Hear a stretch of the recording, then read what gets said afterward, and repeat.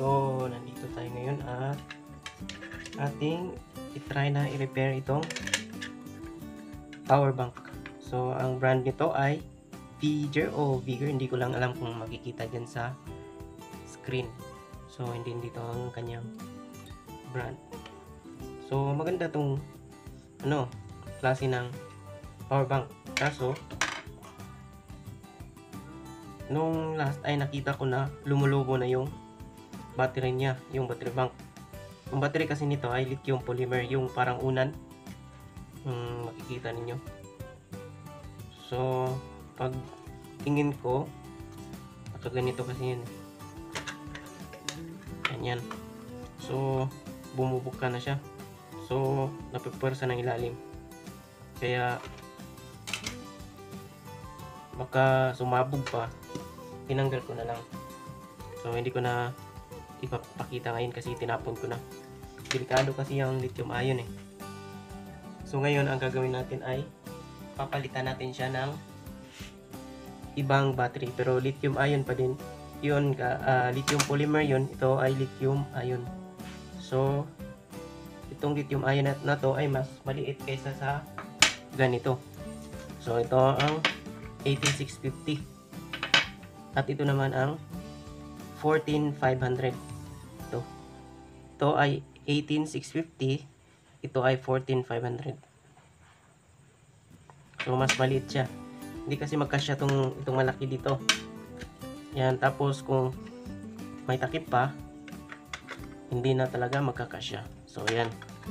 Pero, itong 14500, kasyang-kasya. Pero, tatlo muna ang binili ko. Para i-try ko lang muna.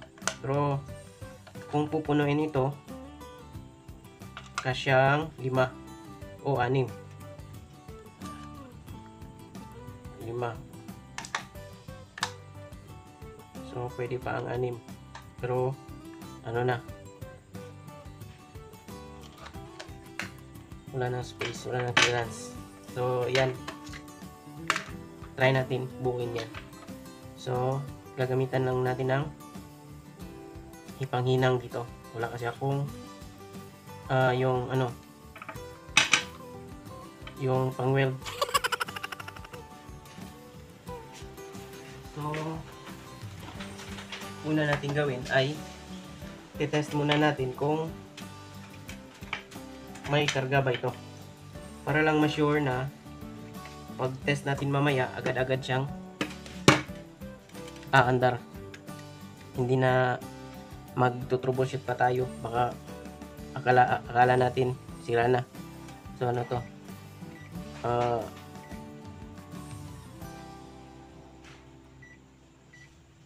So, DC volt 3.8. So, hindi siya puno pero may karga. So, 3.8. So, ang ano nito, nominal voltage ay 3.7. Kita ba? 3.7 volt. So, ang charger nito ay 4.2 volt dahil lithium ion siya. So, tatabi muna natin ito. Ngayon, bago nga pala natin ito i-assemble ay iti-test muna natin kung gumagana pa ba ang charging niya. So, gagamit tayo ng nitong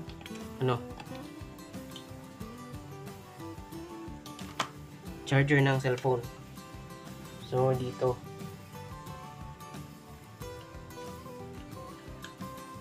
Yan.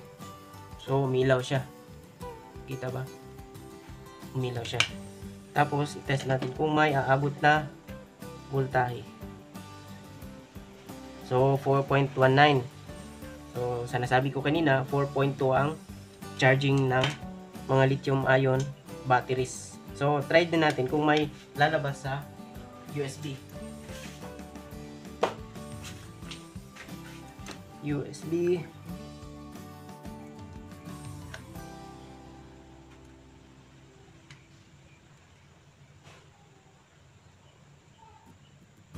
May 5.15 volt sa kabila.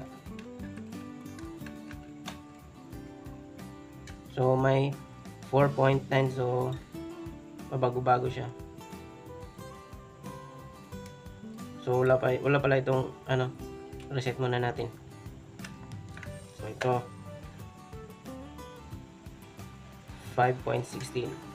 So okay siya. So battery lang talaga ang kulang.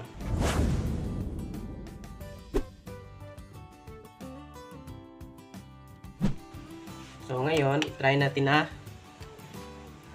ihinang. Maghinang tayo. Ito.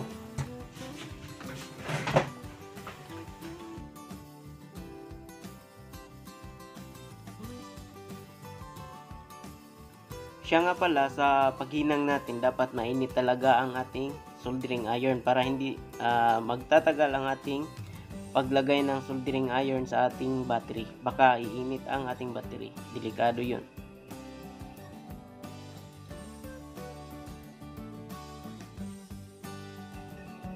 So, dahil hindi tayo gagamit ng spot welding, gagamit muna tayo ng wire para sa pag-connect ng parallel ng battery sa positive at negative.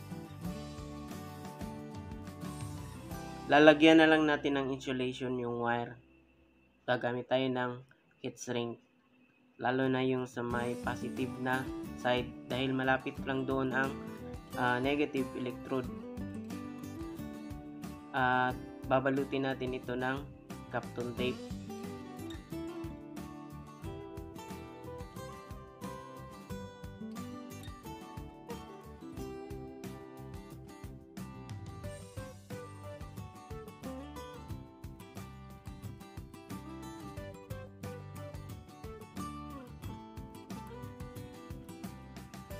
Siya nga pala, kapag magdidikit tayo ng wire sa battery na lithium ion, dapat lagyan muna natin ng solda ang battery. Tapos lagyan din natin ng solda ang mismong wire. Para mas maging mabilis ang pagdidikit ng dalawang component.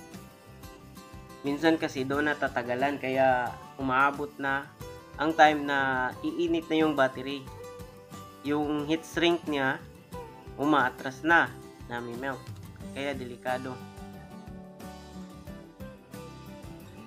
At sa paghinang naman, importante ang quality ng soldering iron at saka soldering lead, pati na rin ang soldering paste. May mga soldering lead kasi na napakahirap tunawin kahit taasan mo pa ang temperature ng soldering iron mo.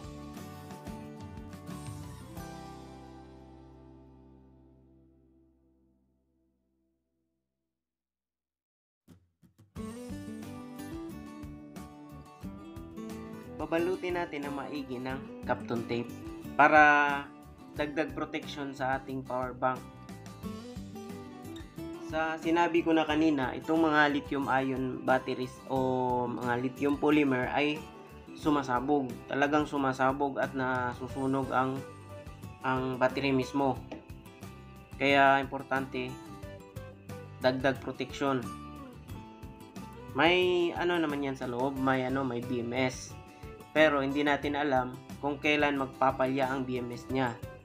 So, ang BMS, nagpo-protect yan sa atin para kung makasense ng over voltage or under voltage ang ating BMS, agad-agad niyang pinapatay, pati short circuit.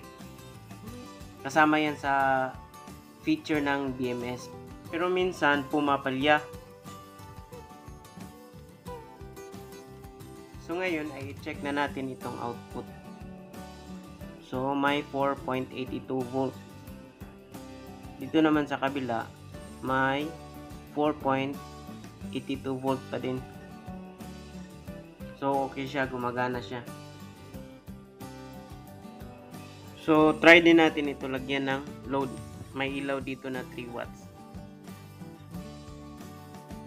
At yung gumagana. Okay siya.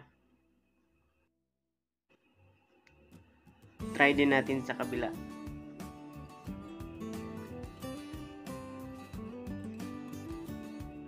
Yun, gumagana din. So, okay lahat.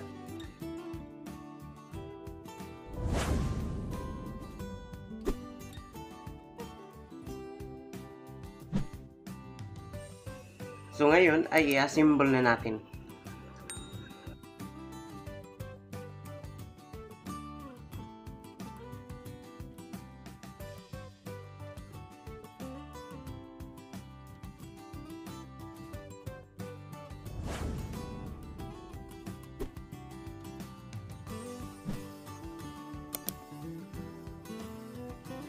At para sure na gagana talaga ay try natin sa cellphone.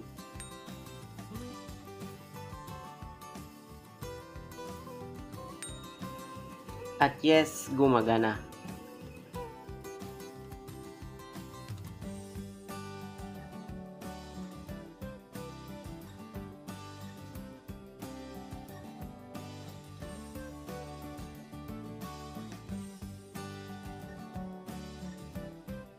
So yan po ang kabuuan ng video na ito. Hanggang sa susunod, ito ang yung Toolbox channel dahil hindi lang dapat puro tools ang laman ng toolbox natin. Dapat may toolbox din tayo para sa kalamang electrical. Salamat bossing at ingat tayong lahat.